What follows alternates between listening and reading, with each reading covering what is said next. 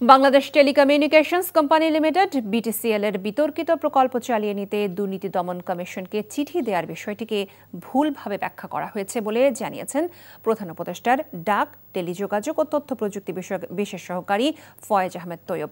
রাজধানীর foreign service একাডেমিতে আয়োজিত এক সংবাদ সম্মেলনে তিনি একথা বলেন।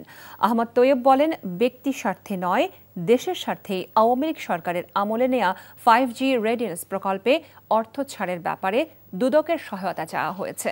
অভিযোগ করেন, টেলিযোগাযোগ লাইসেন্স কেন্দ্র করে স্বার্থান্বেষী মাফিয়াদের রোষানলে পড়েছেন তিনি।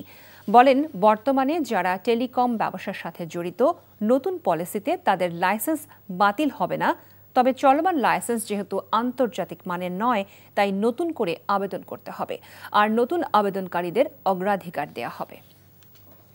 আমি এবং আমার মন্ত্রণালয়ের বর্তমান দায়িত্বপ্রাপ্ত আমরা যারা আছি তারা কোনো ধরনের কোনো দুর্নীতিতে জড়িত নই, এবং এখানে যত ধরনের কাজ হয়েছে প্রত্যেকটা কাজ আগের সরকারের আমলে হয়েছে। আমরা শুধুমাত্র কিছু চিঠি আদান প্রদান করে আমাদের মতামত ব্যক্ত করেছি, এবং মতামত ব্যক্ত করে চিঠির শেষ লাইনে মাননীয় দুদক চেয়ারম্যানের আন্তরিক সহযোগিতা প্রত্যাশা করেছি। এর বাইরে আমরা কোনো নির্দেশ দেইনি। বান্ডেল থাকলে প্রতি সেনমানিতে টাকা বাঁচবে। বিকাশ সেনমানি বান্ডেল কিনে জিতুন প্রতি লেনদেনে।